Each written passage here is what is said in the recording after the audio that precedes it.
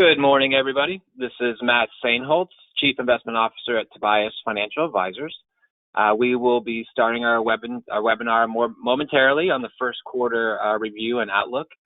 And we welcome everybody this morning for joining us. There are still a couple more attendees logging on, but we'll go ahead and kind of get the housekeeping and home administrative notes out of the way. This is a general information session. We are giving out broad guidance on what's been happening in the markets, and this is not meant for your personal situation. Of course, if you'd like to discuss your personal situation, please contact us here at Tobias Financial Advisors. We'll be happy to walk through your unique circumstances and provide investment advice and other financial planning that's suitable and meant for your individual needs. Also, a little housekeeping as well. On your webinar toolbox, there is a question capability, so you can kind of shoot us a question during the program here today, and we'll be happy to try to address as many as we can at the end of the session. And if we don't get to your question, we'll be sure to follow up with you to try to get that answered for you. So let me start with who we are. We're Tobias Financial Advisors. We have been in business since 1980. Our founder, Ben Tobias, starting as an accounting firm.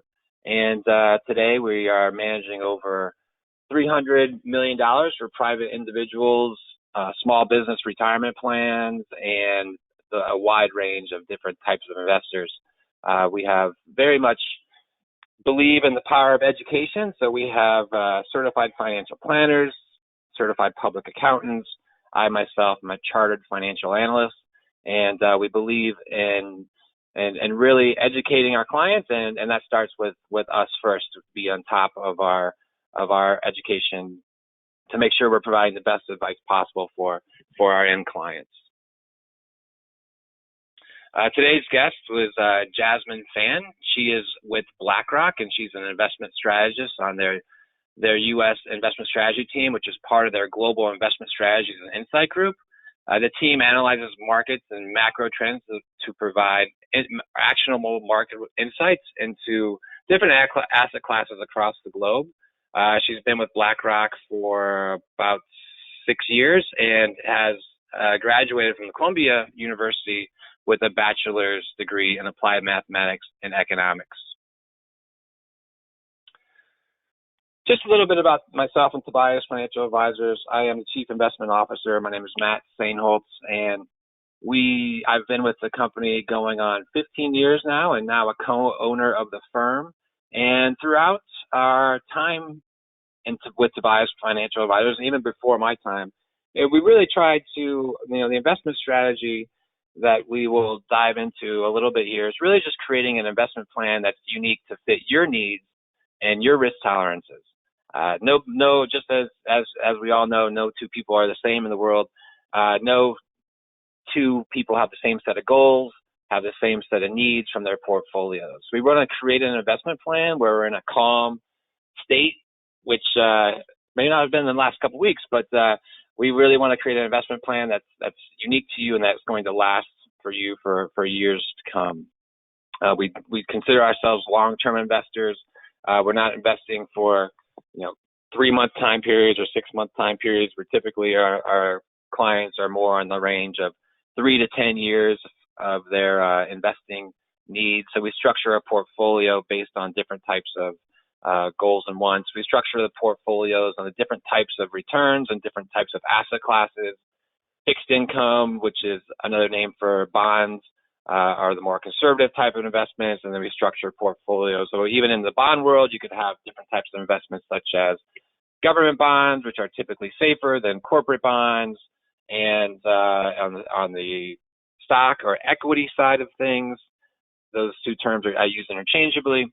We build portfolios not only globally, meaning U.S.-based companies and international companies, but then we break that down even further to value and growth.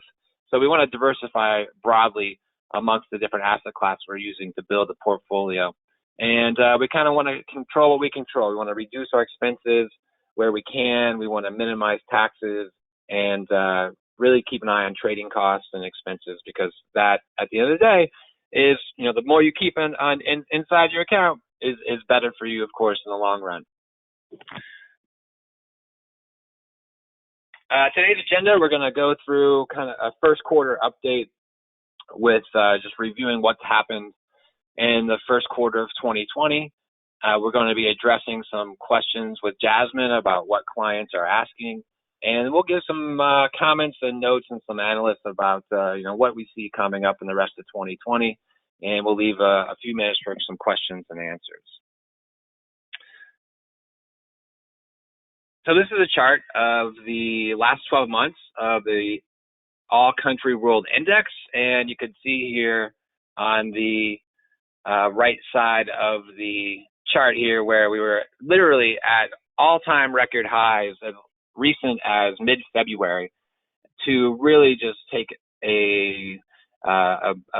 entered into a bear market within really a fast time period, and had some significant drops. I mean, there were just so many different things happening where we're coming from a highs, and then we had, not only did, of course, we have the COVID-19 pandemic, but we also have a side of oil prices collapsing, which has led to all different types of government reaction, market reaction. And so today we're going to review what's happened and try to make some sense of it, and then try to figure out what we might be able to do going forward. So let's take a look at some of the numbers and just see what the first quarter had in store for us. So pretty red down arrows all across the board for stocks, whether you were in U.S. stock market, which was down almost 21%, international and emerging market stocks were down about 23%, and then the global real estate market were down 29%. In the international developed, this chart, there's the bottom row there is the worst quarter since 2001. And you can see in the bottom row there that in the U.S. and emerging and global real estate, those were the last time we had such negative quarters was pretty much 2008 and the fourth quarter of 2008 during the global financial crisis. Well, in the international space, we've actually had that has been replaced with what's happened in the first quarter in 2020. The good news, or what you may expect to happen, is on the bond side, again, the fixed income side of the portfolio, the U.S. bond market as a whole was up around 3%, and global bonds around the world were up, at least maintained themselves, and were up slightly for the quarter. So it was pretty nasty, and I'll even show you even just how far and how deep we went into some of on the downside. So this slide here is a reminder. This is as of March 31st, and I'm going to draw your attention to the top right. And this is a reminder that the world, it's not only the U.S. stock market that we're invested in, but we're also invested in all different parts of companies that are based around the world. And, a lot of folks will say, well, why don't we just stay on the United States? Well, right now, based upon how much stock is around in the world, the United States represents about 57% of what's available to invest in. So if you don't consider the rest of the world, you're giving up 43% of companies around the world. Just to count some common examples, and when you go to the grocery store, do you buy Nestle Toll House cookies? Do you look at Purina pet food? These are companies or brands that are owned by Nestle. How many of us know somebody in their neighborhood that drives a Toyota? Again, companies that are based around the world but have a huge presence here in the United States and globally as far as companies that we'd want to invest in around the world. On the left side of the table here with these red numbers, unfortunately, this kind of gives you a clue as to kind of a follow-up of what I was just saying, but then it just shows selected countries. And 2020 year to date on the U.S. dollar, that those red columns there, we had Brazil, which is classified as an emerging market, was down 50% in the first quarter alone, 50%. And it was, maybe not surprising, or maybe it's surprising some folks, China actually was one of the best performers in the first quarter, down only negative 10% relative to the U.S. being down about 20%. So we're going to jump into some of these international consequences and what's going on in the world. Not only focus on today's program with Jasmine, we're going to be talking about a lot what's going on across the globe. So I wanted to kind of set the stage of why we think about international investing and not just so focused on the U.S. Here's another chart. This is updated as of April 10th. The yellow bars represent what the worst case for that particular asset class did year to date. Through the calendar year, what the worst, like kind of the lowest point of the year. And then the red is year to date. So kind of right smack in the middle of all these different types of indices across the globe, we have the S&P 500, which is, of course, a barometer of what the U.S. stock market is. That at the lowest point was down about 35%, about that last week of March. We saw the stock market hit about 35% down here in the U.S. and since then we've rallied back handsomely, and it's probably down in the neighborhood of 13% right now. That might not be exactly current with the day-to-day market swings, but we are definitely had a nice bounce off the lows. You can see oil, just was at its lows down over 60%, and that's rallied back. And we'll touch on what's been happening in the oil market yesterday. The news it's just one thing after the next, it seems, with different types of fallout from the pandemic and the global shutdown, where different industries are being affected different ways. And we'll jump into that a little bit more into our presentation. But I think the good news here for investors is that we have come off the lows here in several different types of markets, including the U.S., including international, including emerging markets. And we'll discuss some potential reasons why that happened. And again, we'll discuss some outlook as to what to expect later this year. So, Jasmine, good morning. Good morning. Welcome. I will like to ask you a few questions today, and we can go back and forth and just talk a little bit about what BlackRock's research department and what you're seeing as far as what's happening due to the pandemic and other factors, and what's going to give us some outlook for what's going to occur in the next 12 months from an economic standpoint. What are most economists thinking about, and what should we kind of be bracing ourselves for in the next 12 months to next year or two? Awesome. So thank you again for the introduction, and it's certainly my pleasure to be here today. So really just want to set the stage with the actual impact of COVID-19 across the globe, just to emphasize the scale of the economic disruption it has done to the global economy. So global economy activity is not simply contracting in 2020. It is being completely frozen and halted with everyone working from home, with shops and restaurants closed. Believe everyone on the call today can actually test and feel the impact ourselves. And this level of global disruption is really unprecedented. And the near-term blow to global growth is just so severe. At BlackRock, we have done extensive analysis to really measure what the actual impact could be. We have calculated that the sum of the activity loss in the quarter is so large, just to compare to the loss we have compared to the pre-shock 2019 level. This amount of loss is actually twice as large as the global financial crisis in 2008 and 2009. And again, this is the short-term impact we're talking about, not the overall impact. And then And then this negative effect is really felt globally, right? So it's not just the US we're looking here. It's really emerging markets, Europe, Asia, Latin America.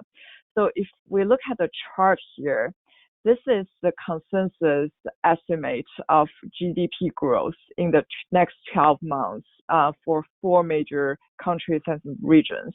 As you can see, in early 2020, because of the negative impact of COVID-19, we're seeing the growth forecast really shooting down to the negative territory. So this chart we actually captured from March 2020. If we look at the latest chart, basically all the indicators are actually in a negative territory right now. As investors and economists across the world really expect the GDP growth in all the regions to become zero or even negative in the next 12 months, given the amount of disruption we have seen in Q2 and potentially into Q3. However, I think it's important to really look forward and then really keep the focus on what a recovery is going to look like. Actually, ahead of this call, we're just talking about, there are news coming up as how different states and governors are planning on reopening the economy. And in Asia, we have already seen many countries going back to work as they have passed the peak of the coronavirus. So it's important to keep in mind the market is sort of forward-looking, and the focus now is really what's going to happen in the next couple months. There has been a lot of discussion. I believe everyone has seen on news about what the shape of this recovery is going to look like, whether there is going to be a V-shaped recovery, a U-shaped recovery, or even L-shaped recession coming up. So we really think that even though the short-term impact of COVID-19 is very severe and is twice as large compared to 2008 and 2009, the overall impact is actually quite limited. Once we are sort of over this COVID-19 shock, the permanent damage is very little. And as long as authorities across the globe can deliver what we call an overwhelming physical and monetary support to really help business and households through this shock. Right. And then and this is also why in the past couple of weeks we have seen a fairly sharp rebound in the stock market. This is because investors really think that the overall damage can be controlled, and then with enough government support now we're seeing from the from the U.S. market, from the U.S. government, and from governments across Europe and Asia. We do believe that this is going to help people fight the virus and also help people to go through this tough period of time. And then this is, again, when I really want to emphasize it's important to look at different segments of the market and be very selective in our international investments, because we do see very different coronavirus developments in all those regions, and the government response can be quite different, and the resources available to the government and to the healthcare workers in different regions can be quite different. Well, thanks, Jasmine. Let me jump ahead, and let's talk about that. That's a great point. There are going to be a lot of different resources, and I think we echo the similar thoughts that the recession, because we will be in a recession. I don't think many people could argue differently. First quarter numbers look to be coming in, they're becoming negative. In the second quarter, we're going to be seeing some GDP numbers that are just downright ugly. But there are a lot of stimulus, which Jasmine is referring to, that's been put out not only from the central banks around the world, but governments around the world. So let's dive into that a little bit. Let's think about what governments, how have they responded, what programs seem to be working, and what could we expect maybe in the short term as far as even more stimulus provided. So let's take a look at this, Jasmine, and see what's been going on from the central bank standpoint about what central banks have been doing around the world with interest rates and other types of mechanisms to keep the economy going, even though we're in kind of a shutdown here. Yeah, it's definitely important to take a look at the global central bank policy. As I mentioned, the shock of COVID-19 is so severe, but luckily we have seen an equally drastic and globally coordinated policy response from central banks. So on the slide on the left, we are really listing the monetary support coming from the G10 countries. So the really what we call the more developed countries across the world. As you can see, we have seen really aggressive interest rate cutting across those central banks as they are really trying to relieve the stress on the short term of the curve. And notably, we all know that the Federal Reserve has cut rates to zero in March to really relieve the stress from the market volatility we have been seeing in March. And not only that, the Federal Reserve has promised to buy unlimited amount of assets to support the market. And this is really, this has not been seen, this degree of buying has not really been seen even compared to 08 and 09. The Federal Reserve has announced plans to really buy assets, including high yield bonds, to really send a signal to investors that they are willing to do whatever to help support the market. And this has been followed by other central banks as well, including the European Central Bank.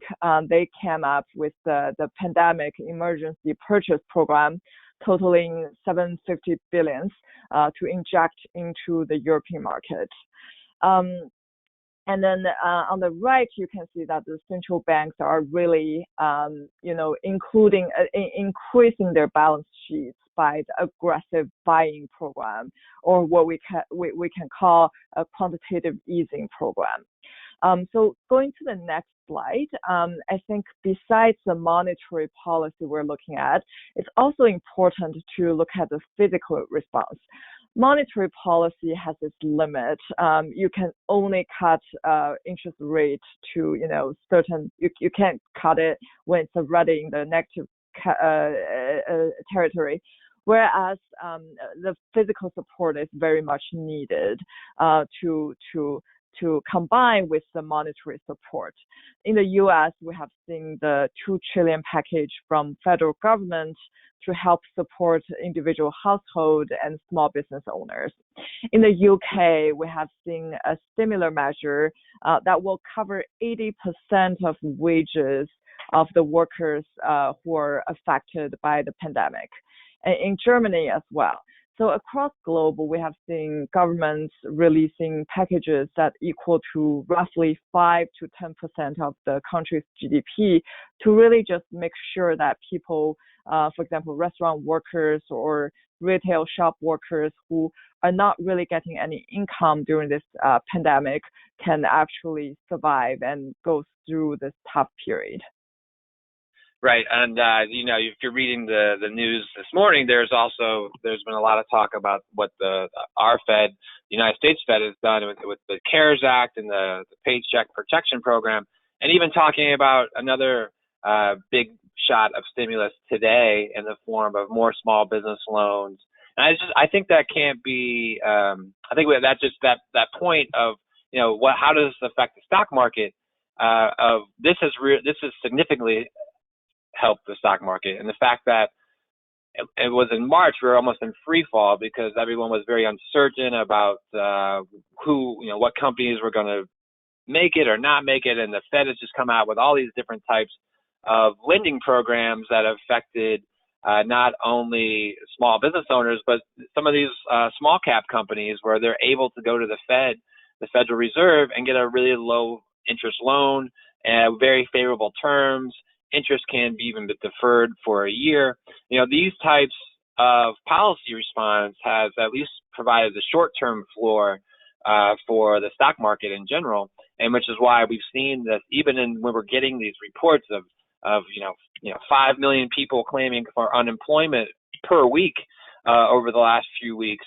We've seen the stock market rally because it appears, or at least the hope is, or the market's pricing in that the companies are going to be able to get loans to help finance them through this period of shutdown, which in turn keeps people employed.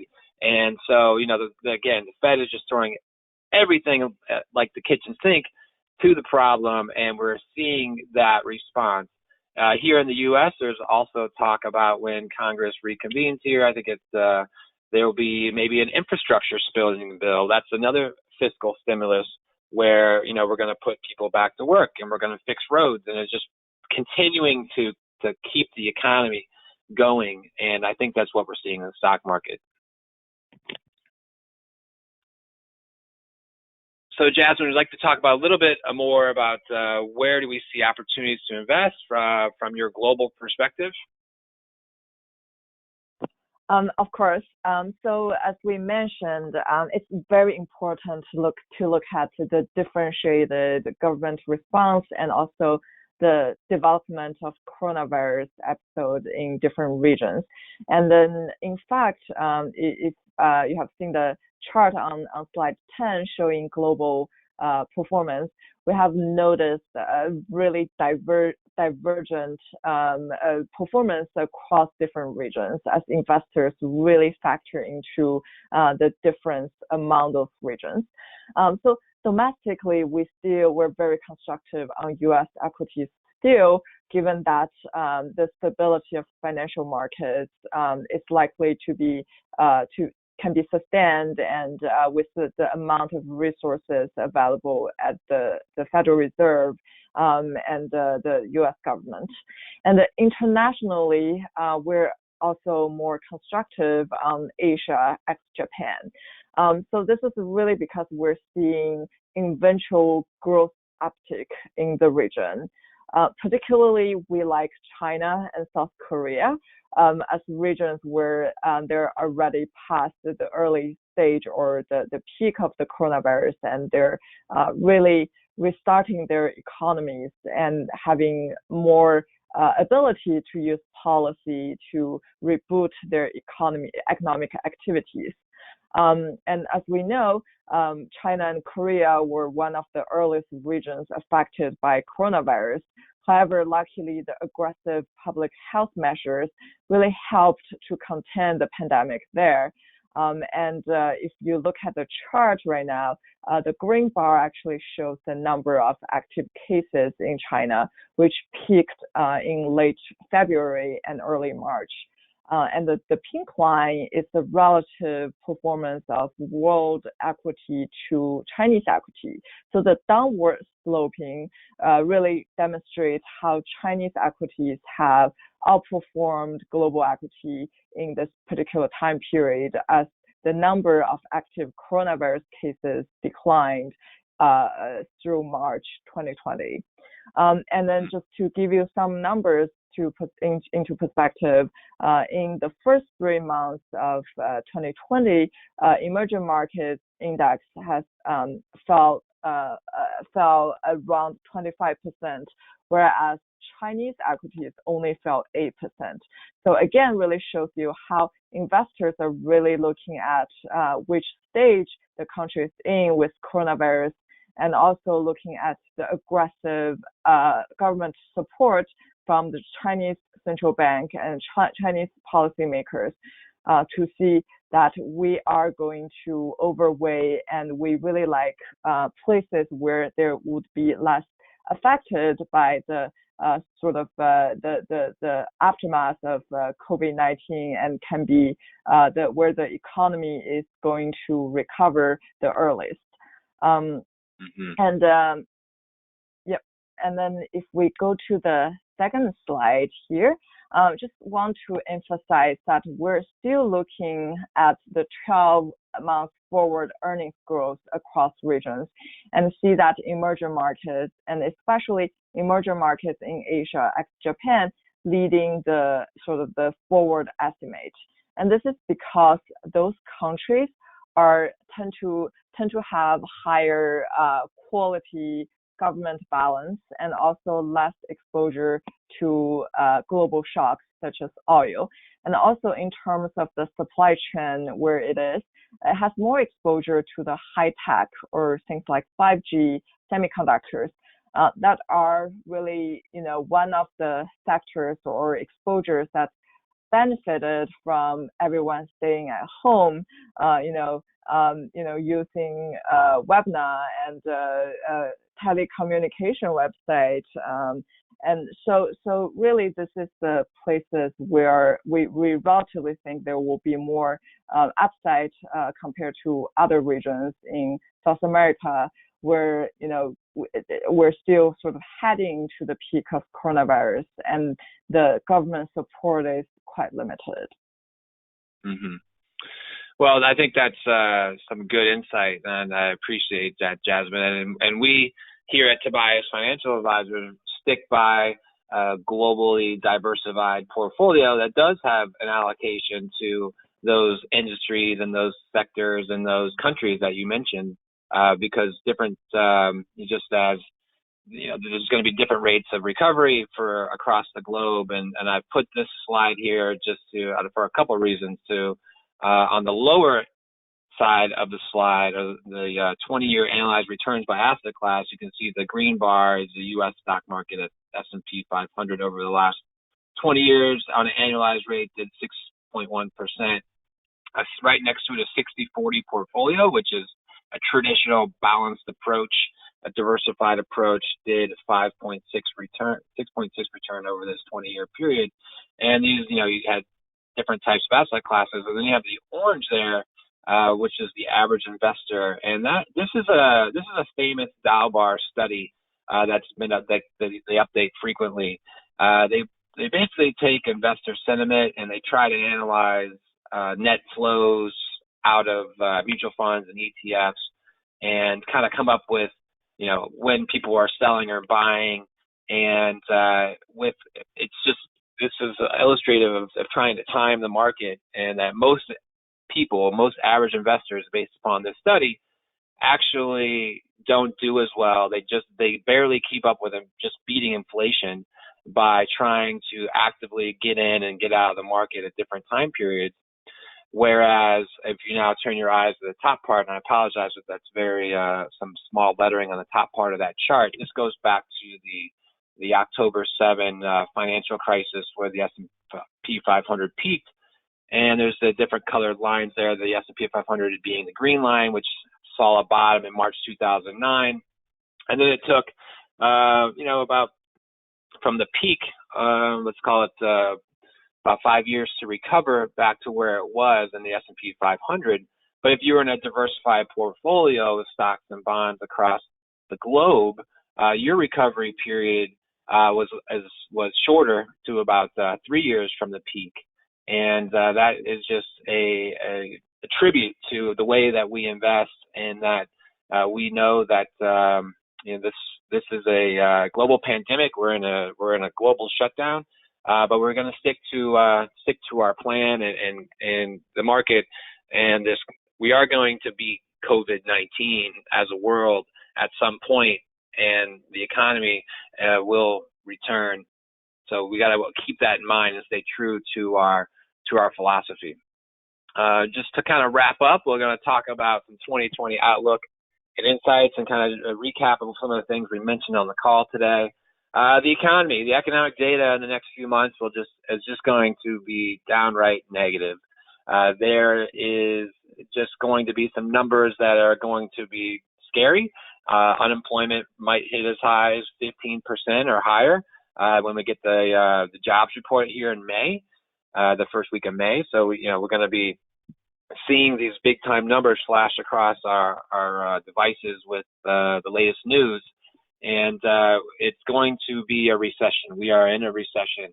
And so it's the matter of what we need to focus on is how we're going to get out of this recession And we truly believe that the amount of fiscal and monetary stimulus, and even from all over the world, is going to help fight this pandemic and keep the economy going, with growth set to return later this year and in 2021. And there's an old saying in the trading world that says, "Don't fight the Fed." And what that means is, if the Federal Reserve, is putting the weight of all of its might behind getting this economy back to some growth and at least stabilization, that means we're going to we're not going to fight that. We're not going to say that that that's not going to be effective. That you're just going to that it's not going to work. It may not work as well as we want, or as how much strength it is, but we're not going to fight the Fed, and we're going to invest a light along with it, with a recovery in mind. Within I'm not going to put an exact time frame. It could be quicker, it could be later, but we do expect economic growth to return. And then that brings us to a reminder that the economy and the markets are different.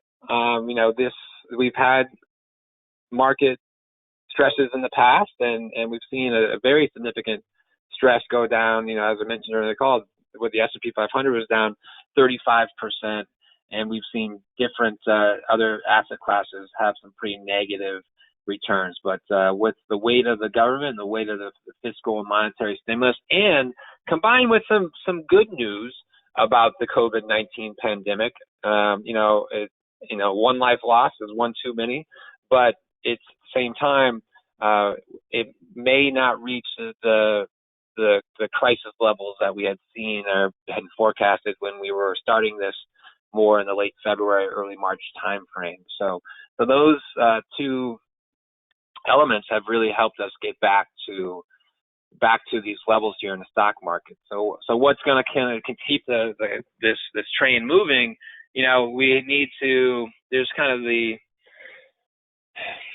we've had different. We want to see a few things. We need the fiscal and monetary policies come into play and see that they're working. And there's been no lack of government support to try to fight this thing.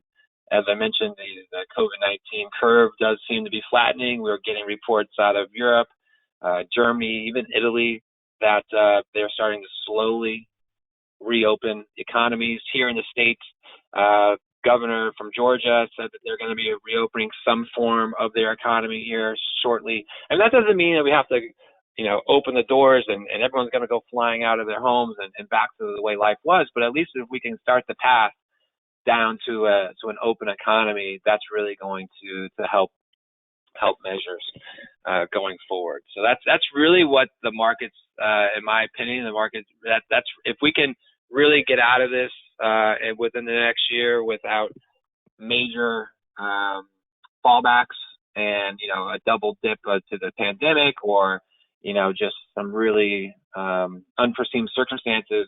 I think the markets, they may correct, they may go a little bit lower from here, but in the long run, we don't think there's going to be any permanent economic nor market damage due to this pandemic. So what have we been doing? We got to rebalance our portfolios to take advantage of the market downturns and market volatility. What that means is that we've been selling some of our fixed income funds and purchasing stock funds, focusing mostly on quality funds, quality companies that have low balance sheets and you would most likely expect to be here and really survive through the pandemic, if not thrive. So that's a staple of our investment philosophy. It's not buy and hold and hope. It's buy, hold, and rebalance, and really manage the portfolios to your individual needs. We have some clients and some investors that turn on the TV and there's I'm not saying that everything's rosy and that there's not going to be some scary times in the next few months, but you have to stick to the plan and resist the urge to go to cash or lock in your losses. One of the potential consequences of all this money being put into the economy could be potential inflation. Now, we don't see or expect inflation to happen in the next 6 months, perhaps, with the oils markets being drastically cut, and airline tickets and hotel room rates, and the pricing of those are you would assume will be down. So we're not expecting a very rapid return to inflation. But maybe a year or two from now, if you're still sitting in cash and we start to have significant inflation, you will be not keeping up your purchasing power, which is the cardinal rule to investing, that you have to keep up with your purchasing power over time and not keep the money in the mattress, as they say, and let your purchasing power erode over time. There is uncertainty. So when we're putting new money to work, or even rebalancing, we're doing it in a cautious type phased in approach. If someone came to me and said X money to invest, first we kind of review their goals and figure out what they were wanting to invest for. But for the most part, we would do a phased in approach during these volatile markets, because it would be a detrimental perhaps to just go all in. So, like a staged approach, maybe put in, whatever number amount is, $10,000 every month for the next 6 months. And so you're buying on some up volatility and potentially some down volatility, but you're experiencing the markets and you're developing your positions. As a financial planning firm, we'd love to always just highlight the fact that you need to control what we can control. The new CARES Act, we had a separate webinar previously about the CARES Act, and there's just a tremendous amount of new rules that affect our retiree clients and what they can do with their required minimum distributions. And there's really just a lot of different avenues to make sure you're taking advantage of not only what was provided in the CARES Act, but other programs as well. And we'd be happy to talk to you about your personal situation in regards to and to what planning opportunities present themselves in 2020 beyond the portfolio. With all this extra news, we have an election coming up in just over about 6 months, and that's going to lead to another round of predictions and forecasts into the local markets and the local news and the national news, and how who wins is going to affect the markets one way or that. And we just really have to maintain and stick to our guns and to our best defense, which is to make a plan, diversify, don't react emotionally, and stick to the plan. And if you have different goals or you need to reevaluate your risk tolerance, that's when we should speak to you and come speak to us, and we can talk through what this money in your portfolio means to you. But in the meantime, really sticking to the plan. The one thing that we finished up our slides here, and one thing that happened yesterday was what was going on with the oil contracts and the price of oil for the May contract finishing in negative territory, which was a first. So I'm going to talk a little about what that means, and maybe Jasmine could just talk about maybe what that means for some of the different economies out in the world. But basically, the way that West Texas crude oil trades is called a futures contract, and these things expire on a monthly basis, and the May contract is expiring soon, actually today. And what was happening there yesterday was traders or people that had bought these contracts were selling them and just getting rid of them, because if the contract expires, they actually have to take a delivery of a barrel of oil. So instead of trying to take delivery of a barrel of oil where there's so much oil the supply of oil is so much right now, there's just across the globe, because of not only supply being pumped up by various OPEC countries, but also now the world demand is just has been it's not gone to zero, but it has been very significantly been affected towards a decreased demand. So the combination of more supply, low demand, you saw such wild swings in the oil contract. It went negative, which means people were basically paying other folks to avoid delivery of physical delivery of crude oil.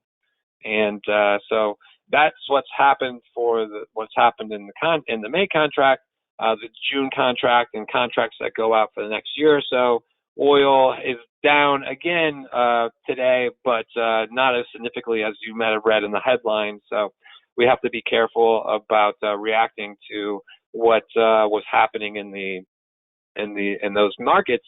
But it's something that we are considering and kind of determining how we might apply oil or oil exposure to our portfolios.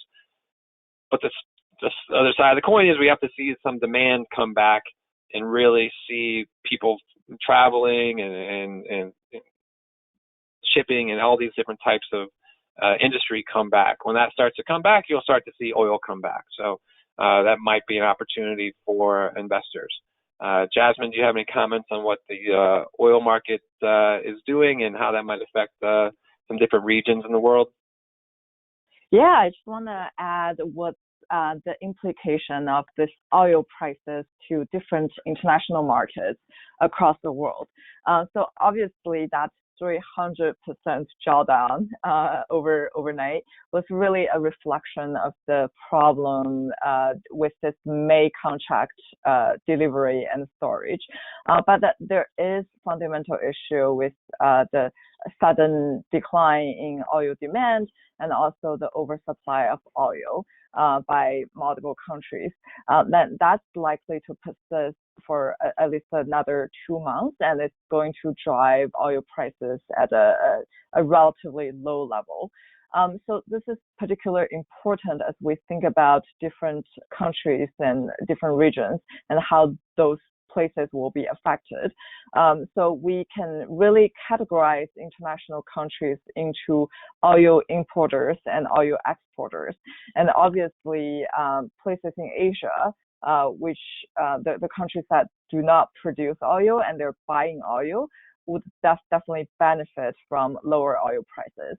Whereas countries in Latin America or Saudi Arabia or other places in Middle East are likely to be negatively affected because they're oil exporters, and a lot of the revenues those companies or the economy are getting really rely on the oil exports. So lower oil price will definitely hurt their economy.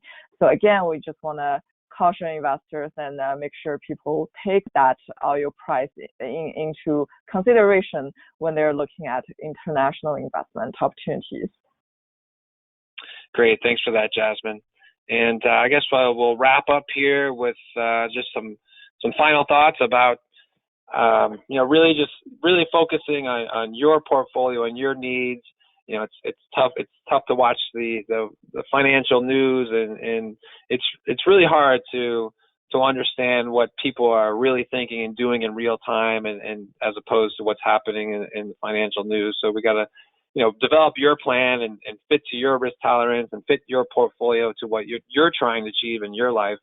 And so I just encourage everyone to keep a level head, think about it for the long term, and we know that in time markets and economies recover, and we'll do our best to keep you updated throughout the following months with different types of information and staying in touch. So please reach out to us with any additional questions. Jasmine, thanks for joining us today, and we wish everybody a healthy and a happy rest of the week.